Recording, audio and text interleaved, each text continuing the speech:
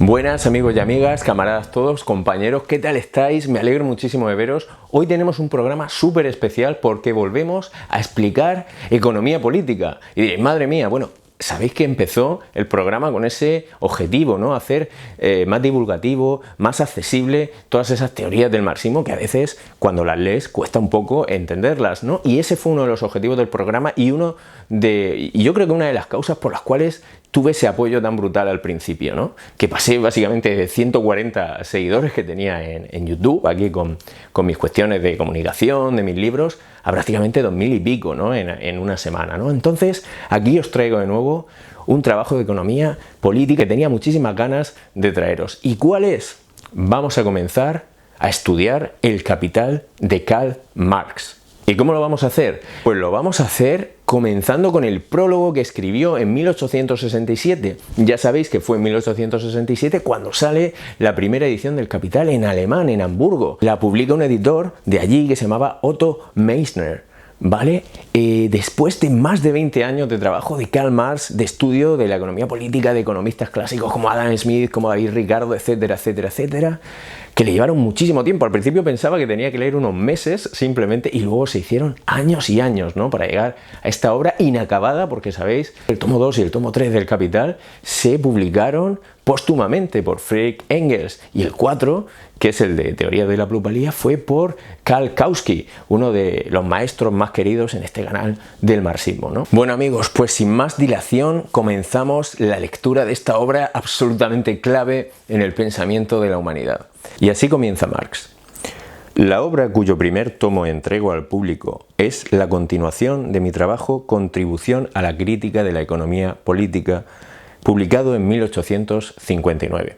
Efectivamente, Marx habla de este trabajo esencial en el marxismo, 1859, Contribución a la crítica de la economía política, que en su prólogo establece esa separación tan famosa entre base y superestructura, ya sabéis, entre economía y toda la ideología y todas las leyes que sustentan ese modo particular de producción, esa economía capitalista, esclavista, feudalista, lo que sea, ¿no? Es un trabajo absolutamente marxista, de materialismo histórico maduro, una obra madura de Marx, una de las que más apreciaba él pocos años antes de morir, y por eso precisamente la cita en la primera frase del Capital en 1867, es decir, de su obra más importante. No hacerle ni caso a aquellos burgueses o a aquellos marxistas burgueses, académicos, etcétera, que dicen que esta obra no es importante, que lo de base y superestructura no es importante, que es una tontería. Falso, ¿vale, chicos? Falso. Esta obra es crucial, ese prólogo es brutal y hay que leerla, ¿no? Hay que leerla. Por cierto, os diré algo. Esta obra, en 1859, coincide con la publicación de otra obra que fue súper importante para el marxismo. ¿Cuál?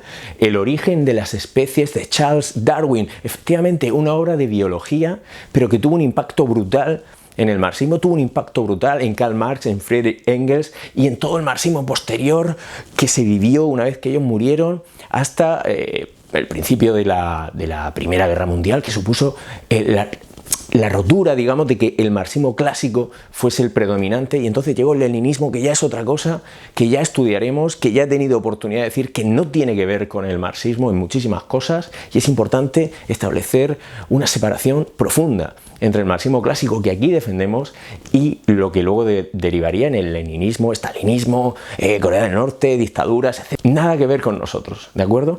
Nada que ver con Marx y Engels, nada que ver con Rosa Luxemburg, nada que ver con Karl Kautsky, nada que ver con aquellos que defendían un socialismo revolucionario en democracia. Bien, pues esa obra de Charles Darwin es súper importante porque establece una visión materialista de la evolución biológica, de la materia. Y nosotros somos parte de esa materia, somos naturaleza pensante, naturaleza autoconsciente, aquellos que lleguemos a ese punto, ¿no? Naturaleza autoconsciente, depende de lo que nos cultivemos, efectivamente, ¿no? Y aquí nos estamos cultivando todos, estamos en ese esfuerzo de progreso histórico que tenemos que conseguir para que el capitalismo acabe. Ya sabéis cómo está el capitalismo, chicos, ya sabéis cómo está, guerras por todos lados, mayor desigualdad, cada vez más imposibilidad de que haya un mínimo de democracia en este sistema capitalista mundial, ¿no? Ya veis lo que está pasando en todos sitios, ya veis lo que está pasando en la economía, la inflación, bla, bla, bla.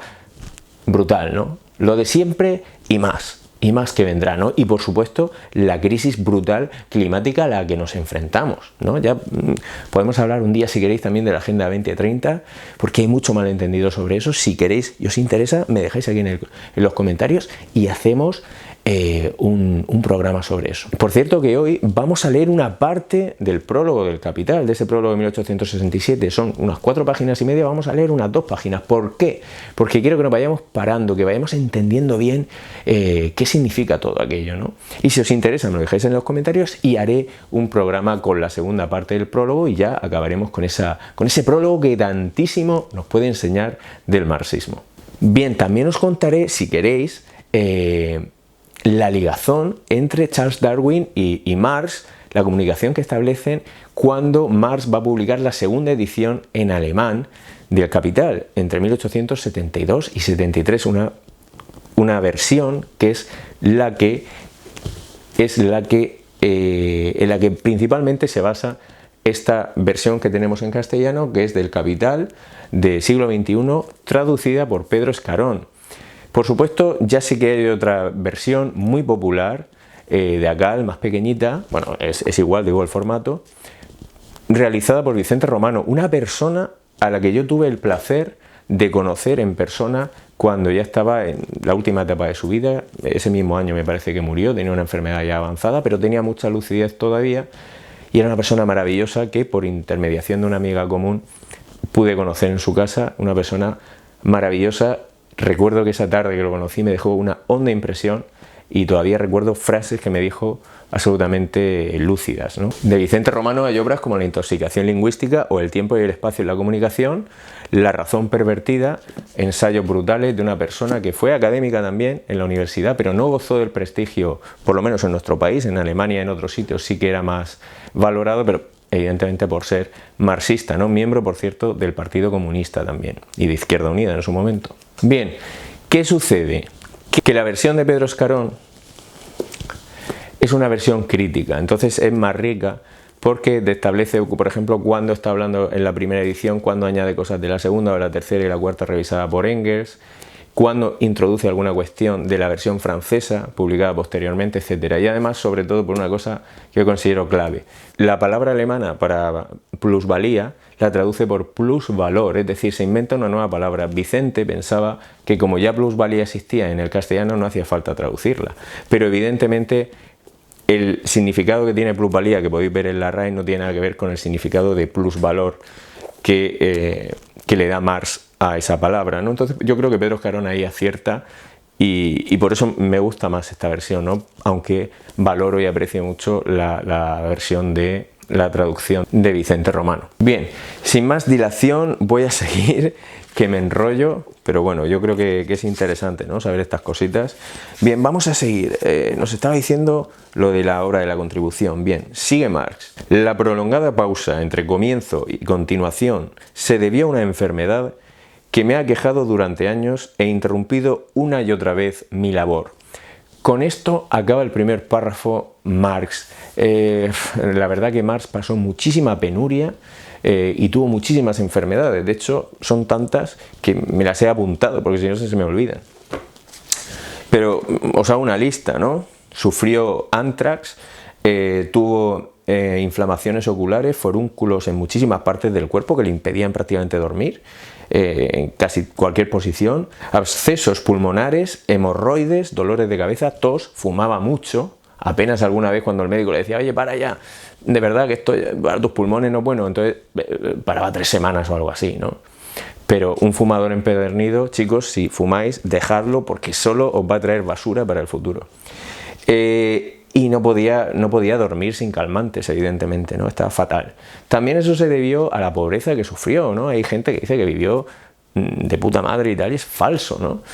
Hasta que Engels no se va de Alemania a Manchester, y entonces ya vive más cerca de él, porque Marx está en Londres, porque lo van echando de diversos países y tal, entonces ahí le puede ayudar un poquito más, y ya cuando Engels se jubila, entonces ya le puede ayudar todavía más. Pero claro, los ingresos de Marx no eran suficientes, porque él trabajaba como periodista, era corresponsal de Europa de un periódico de Estados Unidos, y eso no le daba para vivir, y los derechos de autor de sus libros tampoco le daban para vivir en aquella época. Entonces, imaginaos cuál era la situación. Sufrió muchísimo, muchísimas penurias. Él, su mujer, sus 3 hijas y el hijo pequeñito que tuvo, que se murió, ¿no? Que se murió precisamente en una de las épocas donde más pobreza tuvo Karl Marx. Fue por Engels que pudo vivir y dedicarse sobre todo al estudio del Capital y también al activismo, el activismo que tuvo en la Internacional socialista, la primera, ¿no? La que hicieron con Bakunin, etcétera, en 1864. Lo pasaron fatal. De hecho, os voy a leer algo que les escribió Engels un poquito después de que acabara por fin de escribir El Capital, que está en este maravilloso libro, Amor y Capital, de Mary Gabriel, un libro alucinante, uno de los mejores libros que he leído en mi vida. Si queréis saber cómo era la familia Marx, pero sin idealizarlos y tampoco sin ir a por ellos, es absolutamente buenísimo. Es lo más neutral que he visto y con una calidad brutal en su redacción y con un estudio brutal también de la familia, de las cartas, de todo, ¿no? De hecho, este libro fue finalista del premio Pulitzer y ha sido publicado por El Viejo Topo. Bien, fijaos lo que le dice Engels, su buen amigo, a Marx. Dice, una vez que acaba el libro, dice: siempre he tenido la sensación de que ese condenado libro que has estado arrastrando durante tanto tiempo estaba en el fondo de tus desgracias y que nunca podrías escaparte de ellas hasta que te lo hubieras quitado de encima. Ya sabéis que estuvo 20 y pico años. Resistiéndose siempre a su finalización, te ha afectado física, mental y financieramente, y puedo entender muy bien que habiéndote librado de esa pesadilla te sientas ahora como nuevo. Estoy sumamente satisfecho del giro que han tomado las cosas, en primer lugar por el giro mismo, en segundo lugar por tu bien y el de tu esposa, y en tercer lugar porque realmente ha llegado el momento de que las cosas mejoren. Ellos pensaban que las cosas iban a ir mejor a partir de ese momento, pero no fue tan fácil. Ya lo contaré en otro programa si queréis. Aunque sí que es verdad que afortunadamente al final de sus vidas, tanto Marx como Engels tuvieron una condición económica, Engels siempre, pero Marx tuvo una condición económica ya lo que se llamaría ahora de clase trabajadora de ingresos medios, ¿no? Afortunadamente al final pudo disfrutar un poco de la vida, ya cuando era mayor y estaba lleno de enfermedades, pero bueno, así son las cosas, ¿no? Por eso tenemos que luchar porque la jubilación sea antes y no después. Antes, para que tengamos vida para disfrutarla después de toda la vida trabajando. Bueno, y un poquito antes Marx le escribía en gratitud a Engels, porque sin Engels no existiría el Capital, sin Engels no sabemos qué hubiera sido de Marx, no creo que hubiese llegado tan lejos. O sea que fue por esa amistad, por esa fraternidad brutal que tenían esos monstruos del pensamiento, que tuvimos la suerte de que se conociesen, tuvimos la suerte de que Engels fuese una persona con ese género, con esa generosidad de espíritu, de corazón, que es propia de gente pues, que es absolutamente sabia, ¿no? Que es gente que sabe todo lo que desconoce, como diría Sócrates, ¿no? Porque la gente que sabe, parece que sabe mucho de algo y se lo cree mucho, no son más que ignorantes de todas sus deficiencias. Por tanto, Engels era un sabio de gran corazón que apoyó a Marx. Bien, ¿qué le dice Marx a su amigo? Le dice Marx: ya está, he terminado este primer volumen. Solo ha sido posible gracias a ti. Si tú no te hubieras sacrificado por mí, posiblemente no habría podido llevar a cabo el inmenso trabajo exigido por los 3 volúmenes del libro. Te abrazo y te doy las gracias. Salud, mi querido y apreciado amigo. Tal cual, ¿no? Tal cual. Y hay gente que dice que Engels, que era un capitalista que explotaba a los obreros y tal, era socio capitalista de una empresa que heredó de su padre. Pero vamos a ver por qué Engels sacrificó los mejores años de su vida trabajando en esa empresa.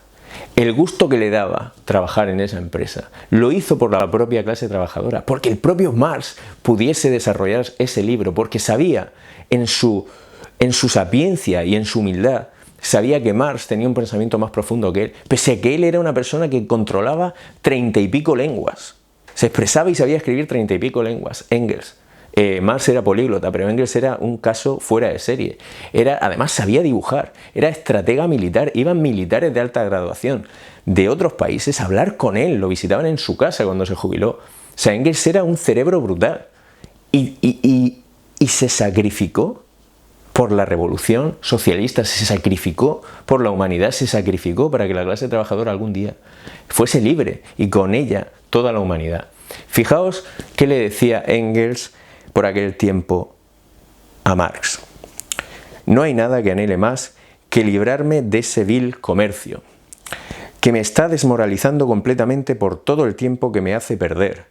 Mientras esté en ello no serviré para nada más. Y Engels decidió no servir para nada más muchísimo tiempo de su vida por todos nosotros. Así que imaginaos si nosotros también podemos dar de nosotros mismos, cada uno en la medida de sus posibilidades, para hacer que el mundo cambie y que el mundo sea un lugar mejor y que el socialismo democrático llegue lo antes posible a la humanidad, porque mientras tanto vamos a seguir sufriendo este sistema lamentable que tenemos.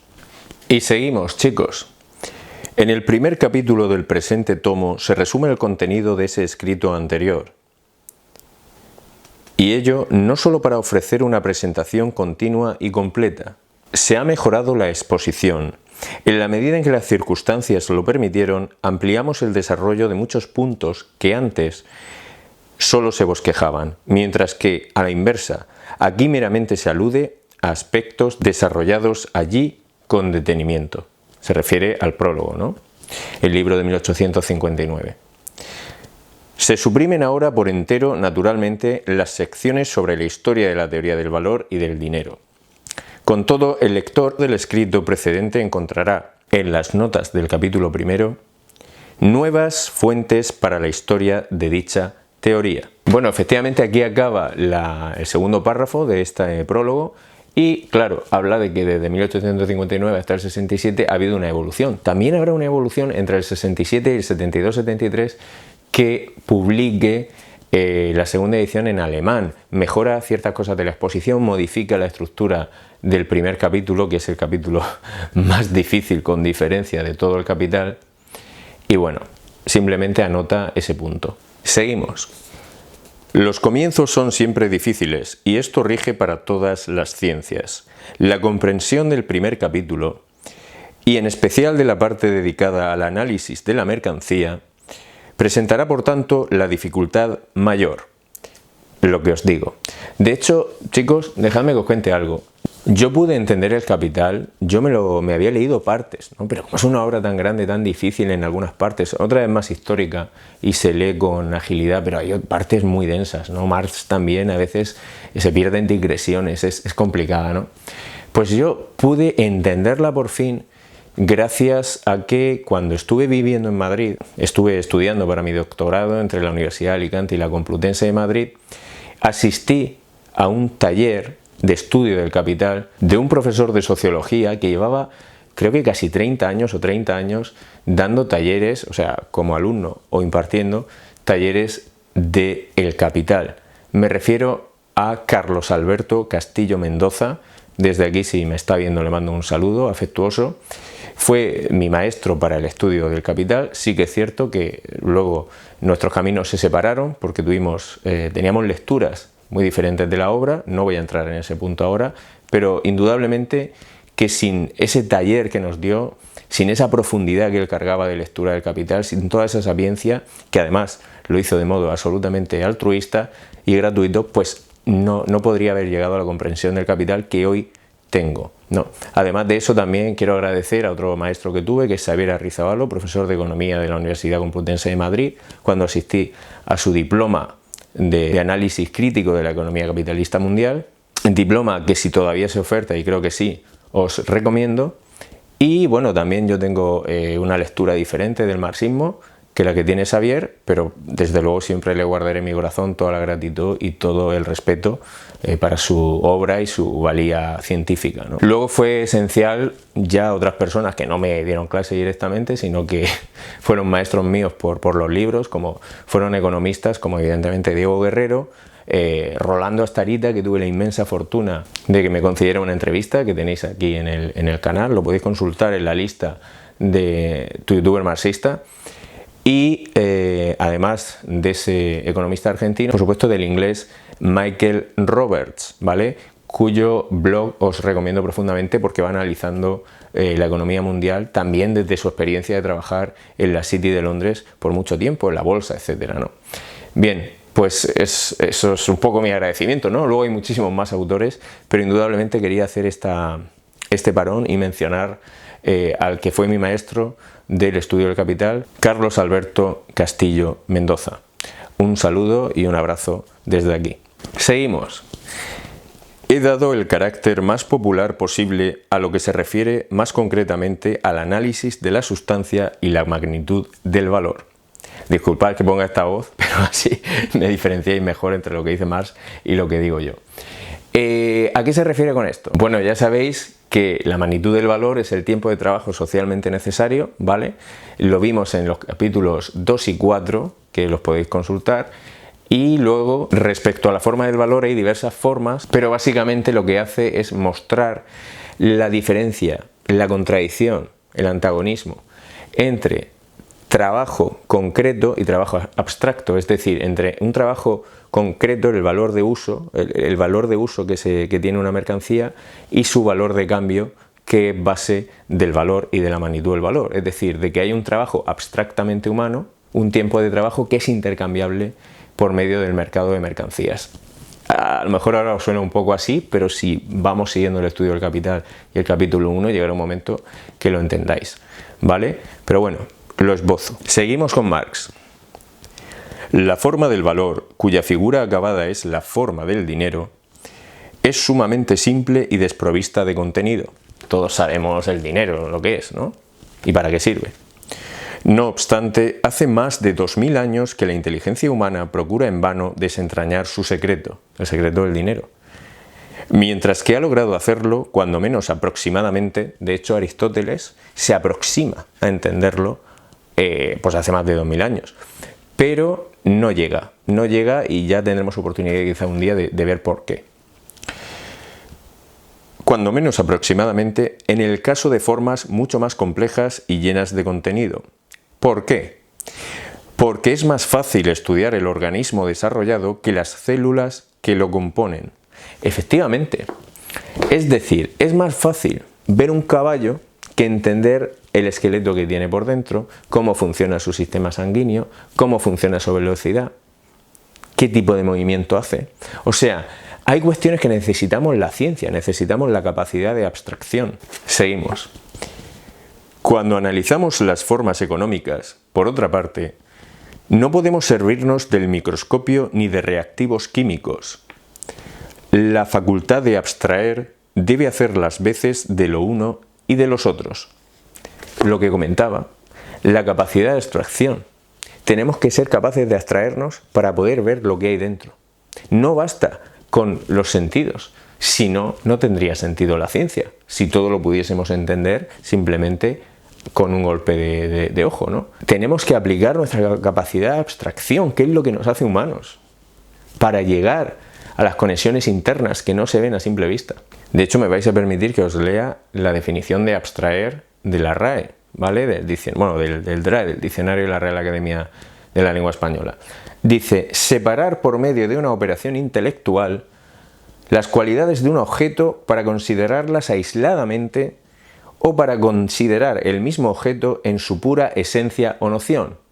Y si vamos a la tercera, dice: enajenarse de los objetos sensibles, no atender a ellos por entregarse a la consideración de lo que se tiene en el pensamiento. Es decir, si por ejemplo nosotros vemos una persona, tú ves una persona, imagínate una persona de mediana edad, pero resulta que tiene una relación con otra persona, esa persona es padre porque tiene un hijo, tú ves un niño y lo relacionas con él, y tiene también un padre, por tanto es hijo de su padre, por tanto del abuelo del nieto.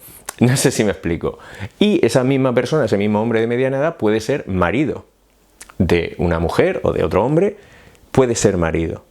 Entonces, eso no se ve a simple vista, hay que relacionar. Y esto os estoy poniendo un ejemplo muy básico, ¿no? Es como si tú ves un coche, dices coche, puede ser un automóvil, puede ser una cosa de color rojo, hecha de metal, lo puede meter en diversos grupos, pero para todo eso necesitas abstraerte y clasificar, pensar, indagar, etc. ¿Vale? Imaginaos para entender el funcionamiento de algo tan complejo como el funcionamiento de la sociedad capitalista. Una mente como Marx tuvo que estar 20 y pico años estudiando y metiéndole codos a muerte, ¿no? Imagínate.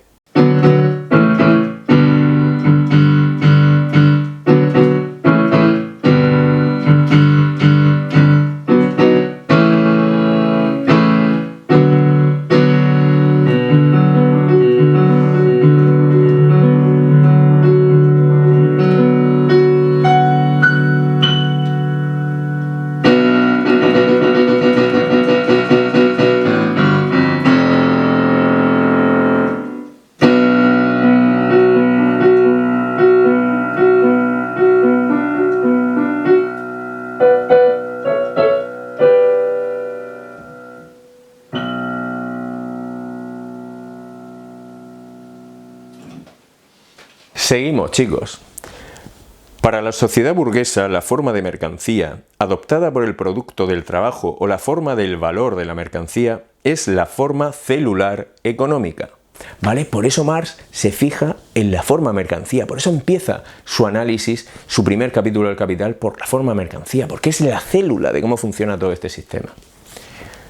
No hay que empezar que si el capitalista, que si el plusvalor, no, tienes que empezar por la célula para entender después lo demás. Seguimos. Al profano le parece que analizarla no es más que perderse en meras minucias y sutilezas. Se trata, en efecto, de minucias y sutilezas, pero de la misma manera que es a ellas a que se consagra la anatomía micrológica. Pues es decir, pues que está diciendo que es esencial. Lo que os digo, si simplemente con la vista bastase, no haría falta hacer ciencia, no haría falta método, no haría falta inducción, deducción, no haría falta nada. Os pondré un ejemplo muy claro, ¿no?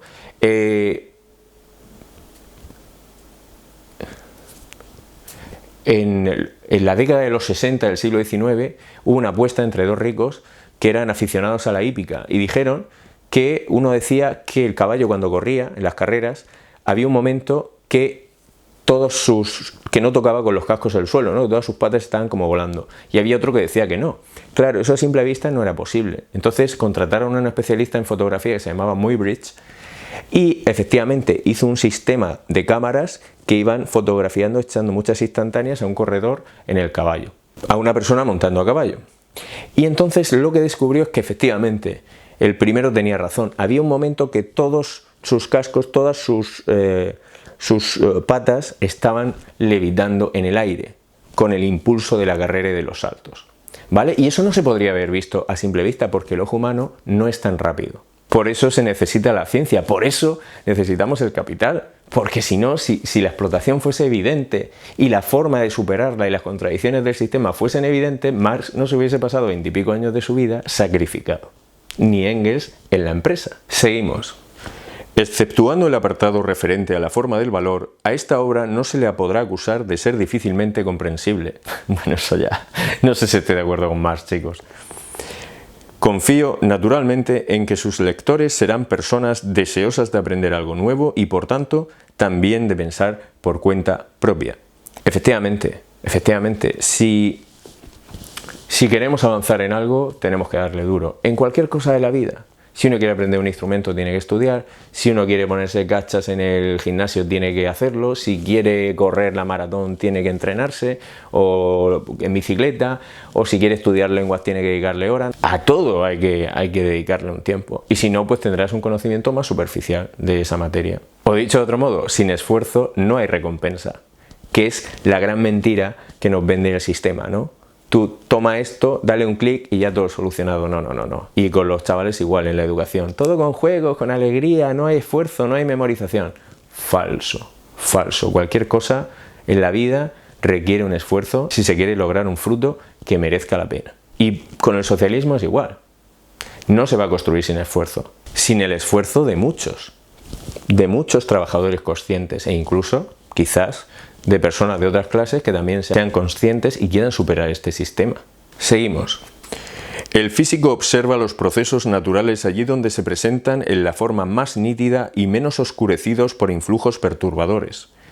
O bien, cuando es posible, Efectúa experimentos en condiciones que aseguren el transcurso incontaminado del proceso. Lo que he de investigar en esta obra es el modo de producción capitalista y las relaciones de producción e intercambio a él correspondientes. Efectivamente, eso es lo que se va a estudiar. La base, el modo de producción y sus relaciones que de él se derivan. El modo de propiedad y de producción y las clases que de él se derivan.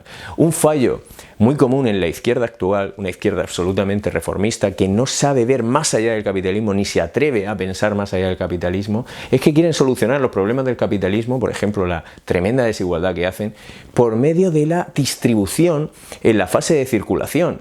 Pero la cosa ya está fastidiada desde el principio, desde la fase de la propiedad, desde la propia economía, el modo de producción y las relaciones de producción que de él subyacen. Entonces tú ahí ya no puedes hacer nada, puedes hacer pequeñas cosas, pero no vas a solucionar los grandes problemas que el capitalismo va produciendo, porque tú es como si fuese una barca que se va hundiendo y tú tapas, es como los dibujos animados, tú tapas unos agujeros y ¡pum!, se destapan otros porque el agua tiene que salir por algún sitio. Pues esa es la izquierda actual, poniendo parches, ¿no? Por supuesto, está bien subir el salario, bien, pero eso no soluciona las cosas, porque al final los que son dueños de los medios de producción son los capitalistas. Y el problema es el modo de producción, las relaciones de producción, la forma de propiedad, ¿vale? Entonces eso es lo que analiza Marx, eso es lo que analiza Marx en esta obra. Y sigue Marx. La sede clásica de ese modo de producción es, hasta hoy, Inglaterra. Es este el motivo por el cual, al desarrollar mi teoría, me sirvo de ese país como principal fuente de ejemplo. Pero si el lector alemán se encogiera farisaicamente de hombros ante la situación de los trabajadores industriales o agrícolas ingleses, o si se consolara con la idea optimista de que en Alemania las cosas distan aún de haberse deteriorado tanto, me vería obligado a advertirle de te fabula narratur. Aquí lo traduce Pedro Jarón como a ti se refiere la historia. Esa mención es del libro 1 de las sátiras de Horacio, que como sabéis fue un escritor y un poeta latino que vivió en el siglo I, y que curiosamente, por cierto, su padre había sido esclavo, era liberto. O sea, cuando él nació, su padre ya era liberto, pero fue esclavo durante un tiempo, y fue un hombre, Horacio, que también tuvo épocas pues, que estaba mejor considerado y otras que pasó más penuria. Fue uno de los escritores más importantes de la antigüedad, además conocido por la famosa frase de Carpe Diem, ¿no? De aprovecha el momento, aprovecha tu día, aprovecha el presente, ¿no? Entonces, que por cierto también tuvo como mecenas a Cayo Mecenas, que fue un aristócrata de origen etrusco, romano, que le apoyó a él y también a Virgilio.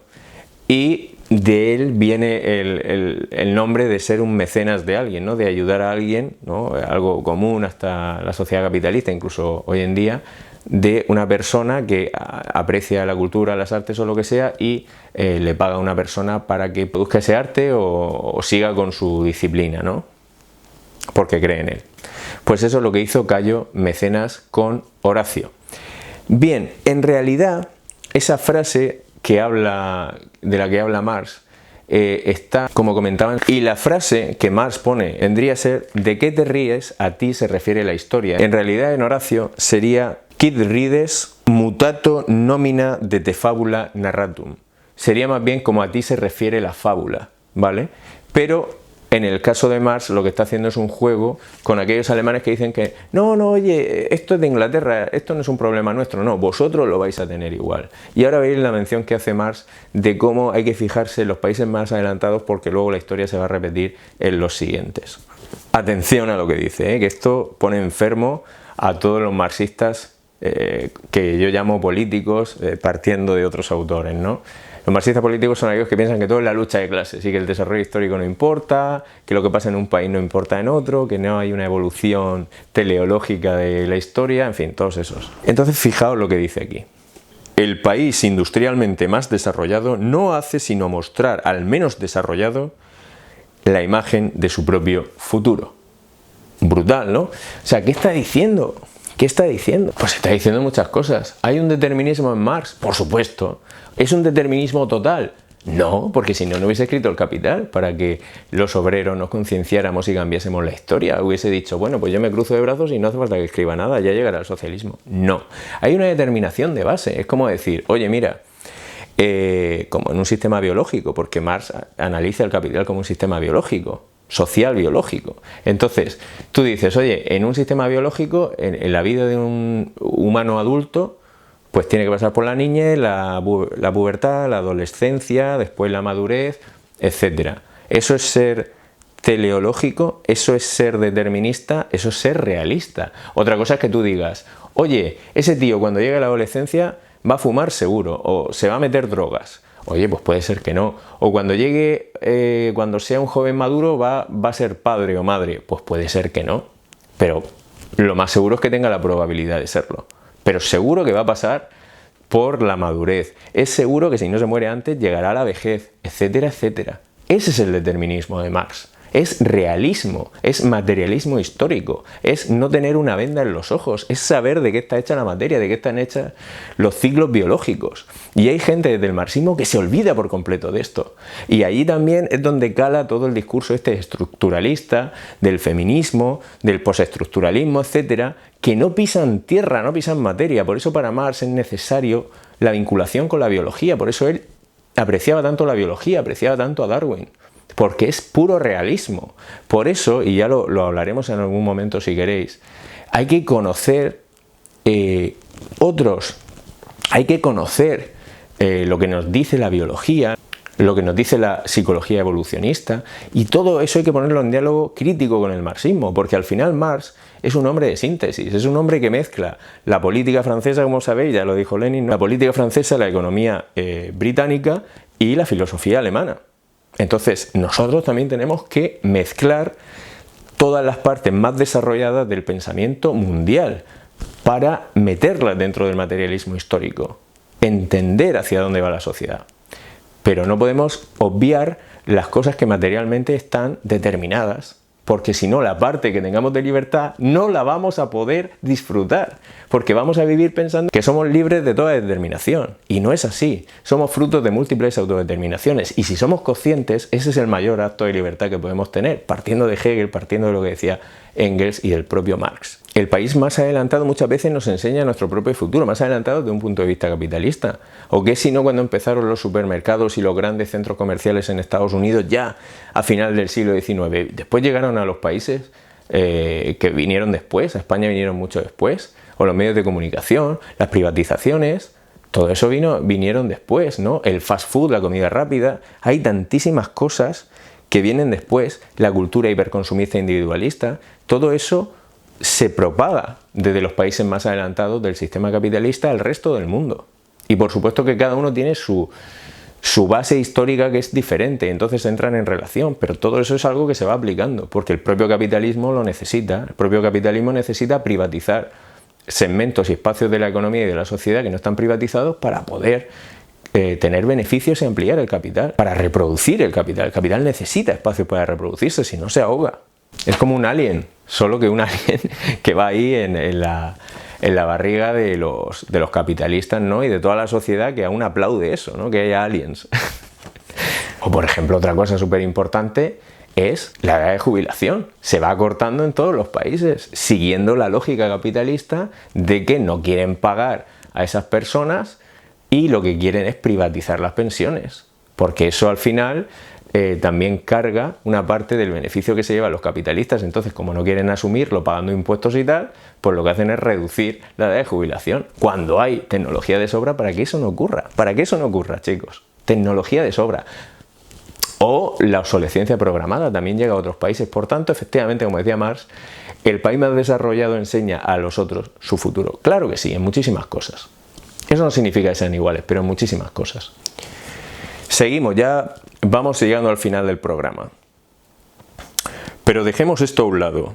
Donde la producción capitalista se ha aclimatado plenamente entre nosotros, por ejemplo en las fábricas propiamente dichas, las condiciones son mucho peores que en Inglaterra, pues falta el contrapeso de las leyes fabriles. Esto es súper importante, chicos. ¿Y por qué dice Marx esto de las leyes fabriles? Porque tenía un aprecio brutal al trabajo que hicieron los inspectores de trabajo en Inglaterra, porque investigaron con toda sinceridad y de hecho después tendrá un reconocimiento para ellos. Entonces, ese trabajo que hicieron lo que indica es que hay unas leyes fabriles que ocurrieron después, precisamente por ese trabajo de investigación, que ponía ciertos límites al capitalismo para explotar a los trabajadores. Es como la legalización de los sindicatos, de la reducción de la jornada laboral, de que haya festivo el domingo, de que haya un mínimo de horas. Todo eso son reformas, es reformismo, pero es positivo, y Marx y Engels lo ven como algo positivo de cara a acumular fuerzas para la revolución, de cara a acumular conciencia en esa lucha de los trabajadores contra el capital para llegar a la revolución. Es decir, eso de algunos burgueses que dicen, no, es que Marx dice que cuanto peor mejor. Eso es falso, chicos, eso es absolutamente falso. Lo de cuanto peor mejor viene de Chernivtsi, que era un populista ruso que influyó poderosamente a Lenin hasta el punto de que su novela, tiene una novela que se llama ¿Qué hacer?, de 1863, que luego dará título a la reflexión, al pequeño librito de Lenin de 1902, ¿Qué hacer?, donde él propone un movimiento, un partido político de revolucionarios profesionales, porque él piensa que la gente normal no puede llegar a la conciencia socialista por sí misma, cosa que nadie dijo nunca, pero él lo profesionaliza todo, ¿no? Entonces quita esa conexión ya con los trabajadores, ese método que tenía más la socialdemocracia, ¿no? De que sí que había gente que eran profesionales, que estaban ahí llevando el partido, como Kautsky, como Rosa Luxemburg, etcétera, pero luego era democrático, etcétera, ¿no? Entonces Lenin lo lleva un poco a la sociedad esa rusa, que era una dictadura absoluta, ¿no? Que era un absolutismo brutal, absolutamente represivo. Entonces muchas veces el populismo ruso, el leninismo, son productos de sociedades menos desarrolladas que la europea, ¿no? Donde el capitalismo estaba más asentado y había también mayores libertades y un movimiento de masas mayor, ¿no? Los populistas rusos, por ejemplo, no tuvieron ningún éxito entre el pueblo, ¿no? Los veían como extraterrestres y tenían métodos terroristas, etcétera. Por tanto, esta frase no es de Marx. Marx apoya la lucha reformista por conseguir mejoras para acumular fuerzas de cara a cuando llegue la revolución. Que la revolución no se hace, como dirá después Kautsky. La revolución ocurre, y también lo dice Marx, y hay que estar preparados para ello, porque va a ser cuando el sistema llegue a un momento de autodestrucción. Entonces nosotros tendremos que tener las fuerzas y la conciencia, la fuerza en el tejido social para pasar al socialismo. Pero no vamos a hacer una revolución, no podemos hacer una revolución social por voluntad propia. Eso es como si tú dijeses que en ese periodo de la vida del humano adulto tú puedes acelerar no sé, la adolescencia, ¿eh? Le dices a una chica que puede acelerar la adolescencia a una niña, que va a tener la regla antes de tiempo porque lo piense. Pues no va a ocurrir, no va a tener esa capacidad, ni el niño la va a tener, ¿vale? Entonces son cosas que llegan cuando llegan. Y lo mejor que podemos hacer es estar preparados, es decir, contarle al chaval o a la chavala, pues oye, mira, cuando puedas tener relaciones sexuales, tienes que utilizar preservativos, lo que sea, ¿vale? Pues aquí es lo que tenemos que hacer nosotros, prepararnos para ese momento, pero también con reformas, porque no podemos decir, la vida, cuanto peor mejor, y entonces cada vez vivimos peor para que explote la cosa. No, esto no es así. Lo que tenemos que hacer es ir mejorando e ir acumulando fuerzas y conciencia para ese momento donde llegará, porque el sistema, como veréis, tiene en su propio ADN, tiene el código de su autodestrucción, y eso se entiende muy bien cuando leamos todo el Capital. Sigo. En todas las demás esferas nos atormenta, al igual que en los restantes países occidentales del continente europeo, no solo el desarrollo de la producción capitalista, sino la falta de ese desarrollo. Además de las miserias modernas, las capitalistas, nos agobia toda una serie de miserias heredadas, resultantes de que siguen vegetando modos de producción vetustos, meras supervivencias, con su cohorte de relaciones sociales y políticas anacrónicas. Efectivamente, chicos, ¿qué es la monarquía? ¿Qué es la aristocracia que todavía tenemos? ¿Cuántos reyes tenemos en Europa? Y estamos aún en el capitalismo. O sea, no sufrimos solo por el propio capitalismo, sino por cosas que aún quedan vegetando. E incluso el patriarcado que no es propio de la sociedad capitalista porque el capital lo destruye. Ahora se ha visto travestido en una forma de feminismo que al final es una ideología patriarcal de protección de la mujer que la ve como un ser más débil, pero disfrazado de empoderamiento. Tenemos el chauvinismo, tenemos todavía religiones muy conservadoras, tenemos mucha superchería, tenemos cosas que provienen de otros modos de producción, y yo lo digo siendo cristiano, ¿vale? Hay algunos marxistas que somos creyentes, pero evidentemente que hay cosas que están fuera del pensamiento científico, ¿no? Y el pensamiento científico no es solo lo que se ve, es tener una sistematización, ¿no? Es llamar al pan pan y al vino vino, ¿no? Y todavía hay numerosas cosas que heredamos del pasado y por tanto no solo sufrimos por el capitalismo, sino porque el capitalismo todavía no se ha implantado lo suficientemente culturalmente para que eso desaparezca. Y acabamos ya, chicos. No solo padecemos a causa de los vivos, sino también de los muertos. Le mort saisit le vif. El muerto atrapa al vivo, que era un refrán francés. Y hasta aquí llegamos, chicos. Ha sido un placer estar con vosotros. Decidme si os ha gustado el capítulo, decidme si queréis que continúe con el prólogo del Capital. Nos quedan todavía cosas muy interesantes en el resto del prólogo. Hemos llegado más o menos por la mitad. Dadle a me gusta, suscribíos si os gusta este canal, si os gusta el trabajo que hago. Espero que estéis todos muy bien. Os mando un abrazo muy grande para todos. Mucho ánimo, mucha fuerza en este sistema lamentable que tenemos. Vamos a unirnos, vamos a luchar por el socialismo. Nos vemos en el futuro. Construyámoslo.